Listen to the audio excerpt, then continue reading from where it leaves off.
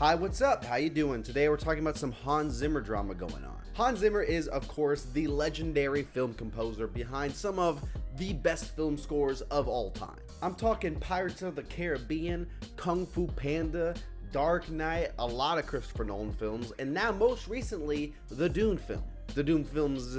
And some people are upset today because it was announced that his score for Dune 2 is not eligible for the best score nomination this year at the Oscars because it uses a lot of the same music he made for the first film. So then this is kind of just going into a whole different argument about how much of that music should be allowed, and I guess they already have their own benchmark kind of test too, but a lot of people are kind of upset about this, saying that like, no, this is by far the best film score of the year. It deserves the recognition for it. Some people calling out the GOAT of film composers, John Williams, for saying this guy got nominated for, Indiana Jones, and this guy got nominated for, the Star Wars films. Look at how much those movies recycled music.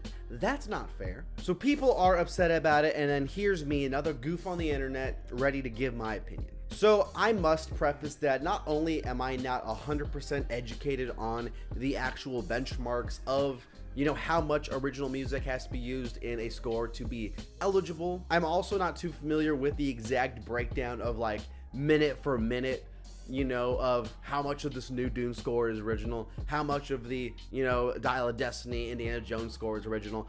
I don't really know those numbers, so I'm kind of just speculating. Is there such thing as people getting nominated just on their name alone, just for the status of it alone? 100%.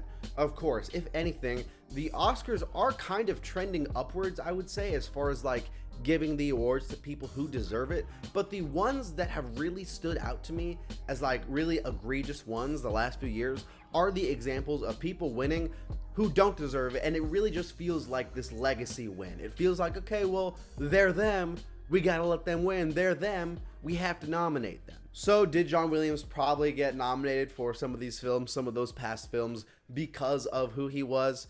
Of course. But also you could say the other side, Hans Zimmer, he's not getting nominated, and like Hans Zimmer is very highly regarded in the film industry. It's not like he's this up and coming guy who, Dune in a dream, that's not the case. I will say my own thoughts on the opinion. The score is amazing in Dune 2. A lot of the best pieces of music are probably still some of the ones we got in the first one, but I'm not trying to discredit the score because it is terrific. So then the question turns into, should they even have this benchmark?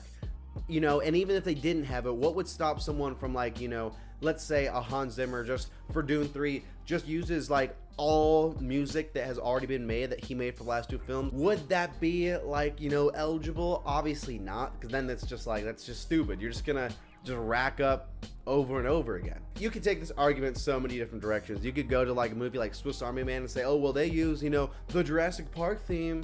So, how much of the atmosphere of that vibe is attributed to using that theme in that scene? You could go that whole route, which makes this conversation a whole lot messy. But I will say, I still think you give Hans Zimmer the nomination, because yes, the music itself is important, but if we're talking about the actual score, the way I interpret that is the way the score complements the film itself. If there is like a theme reprise that has to be brought back from Dune 1 to play at the exact certain moment in Dune 2 because it's relevant to what's going on with Paul Atreides at the moment, that still is score complementing the movie. The music might be the same, but the score that we're hearing is never going to match up with the same exact frame and content of the film happening from Dune 1. The film can still use themes from Dune 1 and use them in different ways, in different atmospheres that,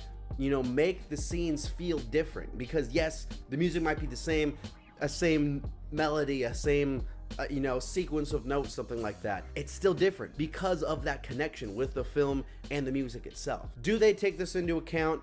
Probably not. I think that a lot of people also are just like, it's just the music itself. It's just the music. No, we've had a lot of pieces of music that work really well in the movie, and then like you're not going to listen to them, per se outside of the theater because it's relative to what's going on the screen. But that's my thoughts. I think he should be nominated. I think that it's a little crazy. Anyways, thanks so much. That's the video. Let me know what you think about this issue. I'm gonna talk to you later. Hit subscribe. Bye-bye.